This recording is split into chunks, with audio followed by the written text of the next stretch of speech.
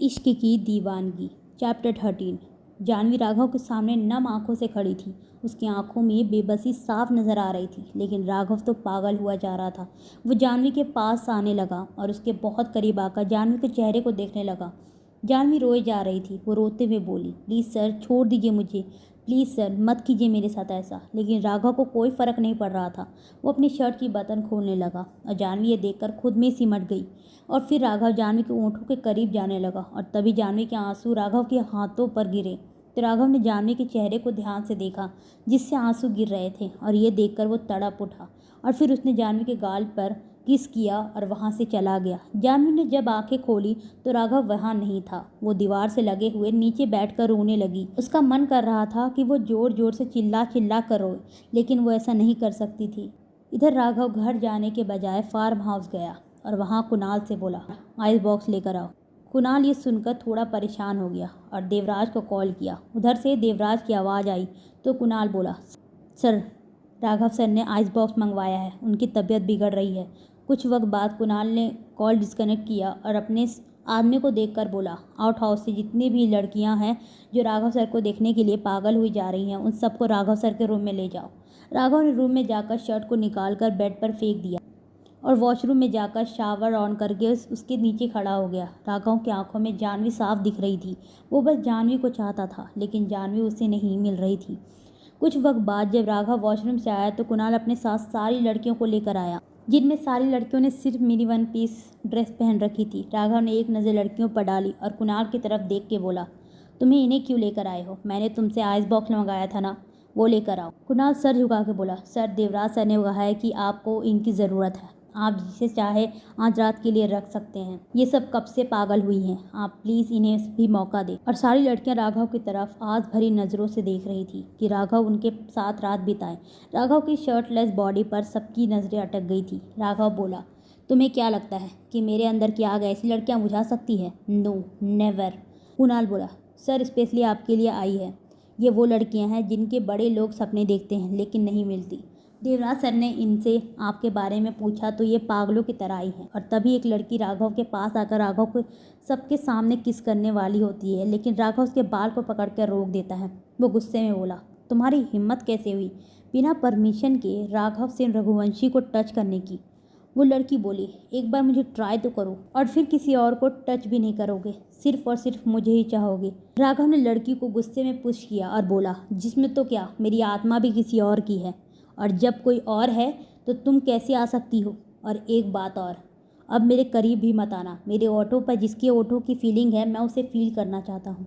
फिर वो कुणाल की तरफ देख के बोला, मेरे अंदर जो आग है उसे सिर्फ मेरी जान ही झेल सकती है। और तुम जाओ और आइस बॉक्स लेकर आओ, वरना यही तुम्हें जिंदा गाड़ दूंगा। समझ आई बात? इन सबको लेकर जाओ। राघव की बात सुनकर कुणाल डर गया और सारी लड़कियों को लेकर वहाँ से चला गया। और राघव ने अपने कमरे की हर दीवार पर अपनी नज़र डाली जहाँ पर सिर्फ जानवी के बड़े बड़े पोस्टर लगे हुए थे। वो जानवी के सामने वाले पोस्टर को देख के बोला, जिसमें जानवी हल्के से मुस्कुरा रही थी। वो पोस्टर पे हाथ रख के बोला, अब समझ आ रहा है कि क्यों हर वक्त दिल तुम्हारे बारे में सोच रहा है, क्योंकि तुम बस चुकी हो राघव की धड़कन में। और अब तुम्हें राघव सिंह रघुवंशी से कोई दूर नहीं कर पाएगा, कोई भी नहीं। और तभी कुणाल अपने कुछ आदमियों के साथ आइस बॉक्स लेकर आया और राघव के रूम में रखवा दिया और फिर बोला, सर, आपकी तबीयत बिगड़ जाएगी, सर प्लीज़ मत कीजिए ये सब। राघव गुस्से में बोला, तुम जाओ यहाँ से, मुझे अकेले रहने दो। राघव की बात सुनकर कुणाल चुपचाप अपने आदमियों के साथ चला गया। राघव ने आइस बॉक्स खोला और उसमें लेट गया और अपने हाथ में जानवी की तस्वीर लेकर जानवी को देखने लगा। वो बोला, देखो जानवी, क्या से क्या बना दिया तुमने राघव से रघुवंशी को। जल रहा है अंदर से मैं, और तुम ही ये जलन मिटा सकती हो। कुछ ही वक्त में राघव को जोर से ठंड लगने लगी और वो कांपने लगा, लेकिन फिर भी उसने एसी का टेम्परेचर हाई कर दिया और जानवी को तस्वीर को किस करने लगा। वो पूरी शिद्दत से जानवी की तस्वीर को ही किस कर रहा था। सुबह का वक्त, राघव का फार्म हाउस, सुबह हो चुकी थी और आइस बॉक्स की आइस पिघल चुकी थी, लेकिन अब तक राघव की बॉडी ठंडी हो चुकी थी। वो बेहोश हो गया था। तभी रूम में कुणाल आया और राघव की ऐसी हालत देखकर शॉक्ड हो गया और वो चिल्लाने लगा। वो जोर से चिल्लाया, राघव सर, सर, और अपने आदमियों को बुलाकर राघव की बॉडी को आइस बॉक्स से बाहर निकल आया। कुणाल अपने आदमियों से बोला, डॉक्टर को बुलाओ, क्विक। अगर देवराज सर को राघव सर की हालत के बारे में पता चला तो वो सब कुछ तबाह कर देंगे। जान है राघव सर देवराज सर की। और उसे राघव की नब्ज चेक की तो वो शॉक रह गया कि राघव की सांसें जा चुकी थी, राघव की बॉडी ठंडी पड़ चुकी थी। चैप्टर 14। कुणाल राघव को होश में लाने की कोशिश कर रहा था।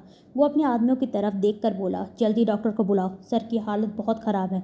और फिर वो बोला, लगता है मुझे देवराज सर को बुलाना होगा, क्योंकि राघव सर की धड़कन भी काम नहीं कर रही है।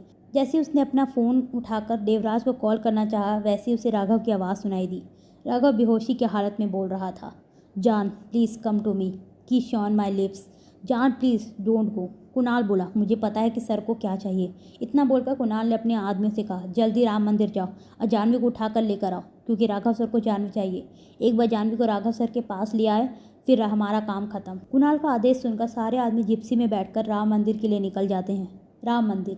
आज नीलिमा जी मंदिर आई थी और तभी वो जानवी भी आई थी। पंडित जी जानवी को देख के बोले, बेटा कहाँ थी तुम, इतने दिन से नहीं आई। सब तुम्हारे भजन सुनने के लिए रोज़ आते थे, लेकिन तुम नहीं आती थी, और पहले तो कभी नहीं ऐसा किया तुमने। जानवी हल्के से मुस्कुरा के बोली, बाबा वो मेरी तबीयत बहुत ज़्यादा बिगड़ गई थी तो मैं नहीं आ पाई, लेकिन मेरे राघव जी ने मुझे बुला ही लिया। पंडित जी बोले, हाँ तो बिटिया अब शुरू करो भजन, बहुत दिन हो गए तुम्हारे भजन सुने। जानवी ने पहले राम जी की प्रतिमा के सामने प्रणाम किया और मन में बोली, हे राघव जी, मैंने तो आपसे कहा था कि मेरी लाइफ में आप जैसा कोई आए, और आपने नाम तो दिया अपने जैसा, लेकिन गुण एक भी आप जैसा नहीं है। एक क्वालिटी तो आपने दे दी होती, या फिर आपने किसी और को रखा है मेरे लिए, तो प्लीज़ भेजिए मुझे इस राक्षस से बचाने के लिए, प्लीज़ राघव जी। और तभी पंडित जी फिर बोले, जानवी बेटा शुरू करो। जानवी ने हाँ में सर हिलाया और भजन गाना शुरू किया। नीलिमा जी जानवी का भजन सुनकर जानवी को देखने के लिए आगे आ गई, लेकिन भीड़ होने के कारण जानवी उन्हें दिखाई नहीं दे रही थी। जैसे ही भजन खत्म हुआ तो भीड़ कम होने लगी और नीलिमा जी को जानवी का चेहरा थोड़ा थोड़ा दिखने लगा। जानवी ने सबको आरती दी तो वो नीलिमा जी की तरफ आई। नीलिमा जी जानवी को देखकर कहीं खो सी गई। वो खुद से बोली, मुझे ऐसा क्यों लग रहा है, मैंने कहीं इसे देखा है। और तभी जानवी आरती की थाली लेकर नीलिमा जी के पास आई और नीलिमा जी से बोली, आरती ले लीजिए आंटी जी। नीलिमा जी अपने ख्यालों से बाहर आई और आरती ली, और फिर उन्हें जानवी को ध्यान से देखा, और फिर वो खुद से बोली, हाँ ये तो वही लड़की है जिससे लड़की की तस्वीर राघव के अपने कमरे में लगाई है। इसे तो देखकर कोई भी दीवाना हो जाए। और फिर मेरा राघव क्या है, कितनी मासूम है ये। फिर नीलिमा जी जानवी की तरफ देखकर बोली, बेटा क्या नाम है तुम्हारा। जानवी मुस्कुराते हुए बोली, जी जानवी। नीलिमा जी बोली, बहुत प्यारा नाम है, और मैंने ये भी सुना है कि तुम राम जी के भजन रोज गाती हो और बहुत मानती हो उन्हें। जानवी बोली, मेरी माँ कहती है कि एक लड़की के जीवन में दो लोगों का बहुत महत्व होता है, एक पिता और एक पति। पापा तो मुझे छोड़कर हमेशा के लिए चले गए, लेकिन मैंने राघव जी से कहा है कि वो अपने जैसा जीवन साथी मिले, बस तब से इनका भजन मैं रोज करती हूँ। नीलिमा जी जानवी के सर पर हाथ रख के बोली, राम जी करे तुम्हें राघव ही मिले। जानवी एक बार फिर से मुस्कुरा के बोली, जी धन्यवाद। और फिर जानवी जी मुस्कुरा के चली गई। नीलिमा जी कार में बैठकर सिर्फ जानवी के बारे में सोच ही रही थी, तो वो खुद से बोली, हे राम जी, आपने बहुत अच्छा किया जो जानवी को मेरे राघव के जीवन में ले आए। और इत्तेफाक तो देखें कि मेरे राघव की ज़िंदगी में आने से पहले ही जानवी मेरे बेटे को मांग रही है, अनजाने में ही सही, लेकिन वो सिर्फ राघव का नाम लेती है। लेकिन प्लीज़ आप राघव को जानवी के साथ कुछ गलत मत करने देना, राघव उससे हर्ट ना करे। और तभी नीलिमा जी के सामने कुछ गुंडे जानवी को ज़बरदस्ती ले जा रहे होते हैं। नीलिमा जी बोली, ये तो जानवी है और ये तो राघव के आदमी है, ये जानवी को कहाँ ले जा रहे हैं। हे भगवान, कहीं राघव जानवी के साथ कुछ गलत ना कर दे, नहीं तो जानवी उससे दूर हो जाएगी। हे राम जी, प्लीज़ चाहती हूँ कि जानवी राघव से प्यार करे, और राघव ऐसा करेगा तो जानवी सिर्फ उससे नफरत करेगी। कैसे रोकूं मैं इसे। इधर जानवी जिप्सी में गुंडों से लड़ रही थी और खुद को छुड़ाने की कोशिश कर रही थी। वो रोते हुए बोली, प्लीज़ मुझे छोड़ दीजिए, आप लोग कौन हैं, मैंने आपका क्या बिगाड़ा है। देखिए अगर आप लोगों ने नहीं छोड़ा तो मैं पुलिस के पास जाऊंगी। जानवी की बात पे सारे आदमी हंसने लगे। उनमें से एक बोला, पुलिस तो क्या, मंत्री भी हमारा कुछ नहीं बिगाड़ सकता। जानवी को अब कुछ भी सूझ नहीं रहा था। तभी उसके दिमाग में राघव आया। वो खुद से बोली, हाँ राघव सर से सब डरते हैं, उनका नाम लेती हूँ, शायद छोड़ दे। वो थोड़ा हिम्मत करके बोली, आप लोगों को पता नहीं मैं राघव सिंह रघुवंशी की गर्लफ्रेंड हूँ, अगर उन्हें पता चला तो आप लोगों को छोड़ेंगे नहीं। जानवी की बात सुनकर सारे गुंडे फिर से हंसने लगे। वो बोले, अच्छा तब तो बहुत अच्छा है, हम तुम्हें तुम्हारे बॉयफ्रेंड से ही तो मिलाने ले जा रहे हैं। जानवी ने जब ये सुना तो वो सुन ही रह गई। उसको समझ ही नहीं आ रहा था कि अब वो क्या करे और राघव ने ऐसा क्यों किया है, जबकि अभी ऑफिस में मिलने ही वाले हैं उसके साथ, और रात में भी वो मिलकर गया है।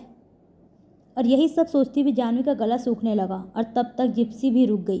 जानवी ने सामने देखा तो राघव का फार्म हाउस था। अब तो जानवी की सांसें ही अटक गई थी।